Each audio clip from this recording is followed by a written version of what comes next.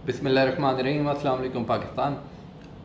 आज बात कर लेते हैं जी पीटीएम का जो जलसा है या जो मौलाना फजलुर रहमान साहब का धरना था सुप्रीम कोर्ट के सामने, उसकी आज मौलाना साहब अपने कारकुनों के साथ इस्लामाबाद में वारद हुए और वहाँ पे फिर चश्मे फलक ने वो भी देखा कि वही इस्लामाबाद जिसमें कल तक दफ़ा 144 नाफिज थी, वहीं पे सीडीए और पुलिस वाले जो हैं वो इनको फैसिलिटेट कर रहे थे। पुलिस वाले हर जगह पे साथ थे और किसी जगह पे उन्होंने रोकने की कोशिश नहीं की, बाकी उन्होंने फैसिलिटेट पूरा किया है उनको। किसी किस्म की कोई मज़ामत नहीं की। इवन उस वक्त भी जब फजलुर रहमान के कारिंदे जो हैं वो सुप्रीम कोर्ट का जो गेट है उसको छलांगे मार के अबूर कर रहे थे और सुप्रीम कोर्ट की इमारत के अंदर जाने की कोशिश कर रहे थे, तब भी पुलिस ने कोई कोशिश नहीं की, इस्लामाबाद पुलिस ने स्पेसिफिकली। उसके अलावा वहाँ पे एफसी थी, रेंजर्स थी, और आपको पता है कि फ़ौज तो ऑलरेडी इस्लामाबाद में गश्त कर रही है और अहम इमारतों की हिफाजत पे मामूर है। लेकिन किसी भी लॉ इन्फोर्समेंट एजेंसी ने किसी किस्म की कोई कार्रवाई नहीं की कि इन लोगों को रोका जाए। इस जलसे में जी मुस्लिम लीग नून शामिल थी, बाकी पार्टियों के भी नुमाइंदे थे, लेकिन मरियम नवाज शरीफ साहिबा एक्स सेनेटर जो है परवेज़ रशीद, उनके साथ स्पेशली यहाँ पे मुजाहरा करने गई थी, मुजाहरे में शामिल होने गई थी। और हर एजेंसी और हर इदारे के तावन से वहाँ पे मुजाहरा किया गया है। बड़ी गलीज़ ज़ुबान इस्तेमाल की गई है जजों के बारे में, धमकियाँ दी गई हैं।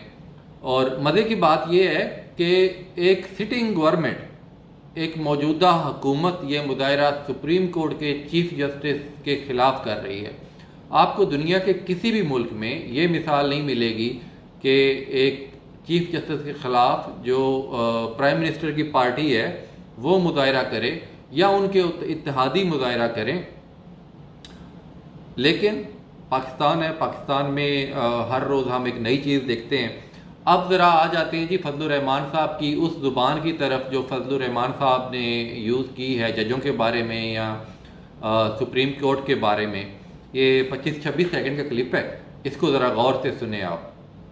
हम पाकिस्तान की अदलिया के वक़ार को बहाल करना चाहते हैं और अदलिया इतनी मुहतरम है और उसका मकाम इतना बुलंद है, इतना बावकार है कि अगर इसके वक़ार के लिए इस बिल्डिंग के अंदर दो चंद जजों को कुर्बान कर दिया जाए तो कोई फर्क नहीं पड़ेगा।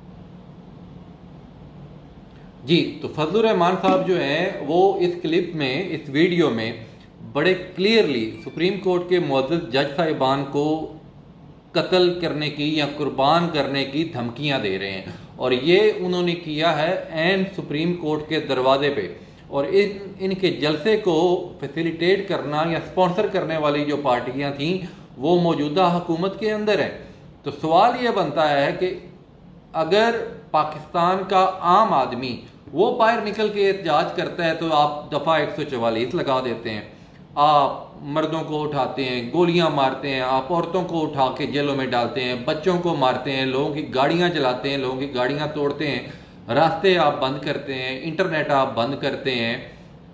यहाँ पे वो सारे इदारे बड़ी इज्जत के साथ मैं पूछ रहा हूँ और बड़ा राइटफुल क्वेश्चन पूछ रहा हूँ कि वो सारे इदारे जो पाकिस्तान में अपने आप को बहुत बड़ा समझते हैं और कहते हैं कि जी हम तो स्टेट से भी बड़े हैं और हमारे खिलाफ कोई बात नहीं कर सकता, तो आज जब सुप्रीम कोर्ट के जजेस को सरेआम कातलाना धमकियां दी जा रही थी, कत्ल होने की धमकियां, कुर्बान करने की धमकियां दी जा रही थी, तो उस वक्त आप लोग कहाँ थे? कहाँ थी आपकी ताकत? क्या आप ताकत इसलिए नहीं दिखा पाए कि मौलाना फजलुर रहमान के बंदों के पास डंडे थे? क्या आप ताकत इसलिए नहीं दिखा पाए कि अगर आप उनको रोकते या कोई एक्शन लेते तो वो डंडों से मारते आपको? या आप अपने हलफ के साथ आप वफादारी नहीं निभा पाए, मुल्क के साथ वफादारी नहीं निभा पाए? कहाँ गई वो गवर्नमेंट जिसकी ये ड्यूटी थी कि वो इदारे को प्रोटेक्ट करे? लेकिन ये सब कुछ जो भी था ये सब कुछ मौजूदा गवर्नमेंट का किया धरा था।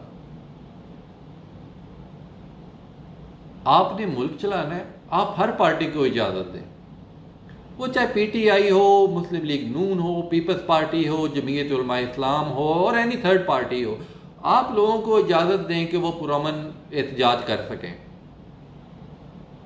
आप लोगों को इजाज़त दें कि वो अपनी फ्रस्ट्रेशन वेंट आउट कर सकें। लेकिन आप क्या कर रहे हैं? आप ये कर रहे हैं कि जो आम आवाम है, जो अपने हक के लिए निकले, उसको आप पकड़ के मारते हैं, उसको आप गाड़ियों की टक्करें मारते हैं, उसको आप कत्ल करते हैं, हेड शॉट्स लेते हैं, औरतों को आप जेलों में डालते हैं, उनके सरों से दुपट्टे खींचते हैं, बच्चों को आप मारते हैं, दफ़ा 144 नस्ब करते हैं, कोई बंदा आ नहीं सकता, कोई बंदा जा नहीं सकता, इंटरनेट आप बंद कर देते हैं। और आज आपकी पार्टी, आपके जो हुक्मरान हैं, जिनको आप रिपोर्ट्स करते हैं, जिनके आप नौकर हैं, मुल्क से ज़्यादा आप उनके नौकर बन गए हैं, आज उन लोगों ने स्टेज पे खड़े होके जजेस हजरात को कत्ल की धमकियां दी हैं। अब हम कंपैरिजन करते हैं। इमरान खान ने जज ज़ेबा के बारे में, जज भी नहीं, शायद वो मजिस्ट्रेट थी, कहा कि आपका नाम याद रहेगा और हम देखेंगे जब हमारी हुकूमत आएगी। उसके बाद इमरान खान ने जज ज़ेबा की अदालत में जाके माफ़ी भी मांग ली, ठीक है, और कोर्ट में भी जाके माफ़ी मांग ली। आज तक इमरान खान की जान उसके से नहीं छूटी। उसके मुकाबले में सुप्रीम कोर्ट के जजेस को मौलाना साहब धमकियां दे रहे हैं कत्ल करने की, कुर्बान करने की, और किसी के कान पे जूं तक नहीं रेंग रही। यहीं पे मुझे वो बिलावल याद आता है जिसने कौमी असम्बली में खड़े होकर कहा था, ओ बगैर तो, आई एम सॉरी मैं ये वर्ड यूज़ नहीं करना चाहता था, लेकिन अब शायद पाकिस्तान में ये एक न्यू नॉर्म है तो मैं इसलिए बोल रहा हूँ कि जी आपने मरियम नवाज़ को गिरफ्तार कर लिया, तो अब बिलावल की ज़ुबान पे ताले क्यों पड़े थे जब लोगों के घरों पे रेड किए जा रहे हैं बग़ैर वारंट्स के, बग़ैर किसी लीगल जवाब के, औरतों को उठाया जा रहा है, रेप की धमकियां दी जा रही हैं। रेप की धमकी उस्मान डार की स्टेटमेंट है, जिस तरह उसकी वालदा, उसकी बहन, उसकी बीवी को मिस हैंडल किया गया। तो अब बिलावल की ज़ुबान पे ताले पड़े हुए हैं, औरतों के मुंह पे डंडे मारे गए, बिलावल की ज़ुबान पे ताले पड़े हुए हैं। अब बिलावल कौमी असम्बली में जाके क्यों नहीं बोल रहा कि जी तुम लोग बेगैरत हो? इसलिए नहीं बोल रहा कि बिलावल भी इस हुकूमत का हिस्सा है, बिलावल को भी इस हुकूमत में बेनिफिट्स मिल रहे हैं। ये है आप लोगों की टोटल हकीकत। चीज़ सिर्फ इतनी है, आप इस मुल्क का कोई भी दुश्मन नहीं है, ना आप दुश्मन है ना पीटीआई वाले दुश्मन है, गद्दार भी कोई नहीं है, ना आप गद्दार हैं ना पीटीआई वाले गद्दार हैं। सिर्फ ये है कि लोगों को बोलने का हक दो, लोगों को जीने का हक दो, उनकी बात सुनो। आप अगर हुक्मरान हैं तो उन्हीं लोगों के वोटों की वजह से हैं, और जब आप हुक्मरान हैं तो ये आप पे फर्ज है कि आप लोगों को हर किस्म की सहूलियात मुहैया करें। आपकी ड्यूटी ये नहीं है कि आप आए और आपने एनओ ले लिया, आपने नैब के कानून बदल के खुद को बरी करा लिया,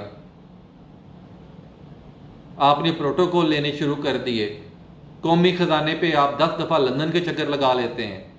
मरियम नवाज़ जिसकी कोई हैसियत नहीं, ना वो मेंबर पार्लियामेंट है, ना सेनेटर है, ना कुछ और है, उस पर आप 50-50 गाड़ियों के प्रोटोकॉल दे रहे हैं। इन गाड़ियों का खर्चा कौन उठाता होगा? हम ही अवाम। तो बराए मेहरबानी अपना आप सीधा करें, अभी भी कुछ नहीं बिगड़ा। जो हालात नज़र आ रहे हैं इस मुल्क में हालात और ख़राब होंगे, और अल्लाह ना करे कभी ऐसा दिन आए कि इस मुल्क में हालात और ख़राब हो। ये मुल्क बड़ी कुर्बानियों से बना था, लेकिन आज ये मुल्क बर्बादी की तरफ जा रहा है, खुदा ना खास्ता, और आप लोग इस बर्बादी में सबसे बड़े हिस्सेदार हैं।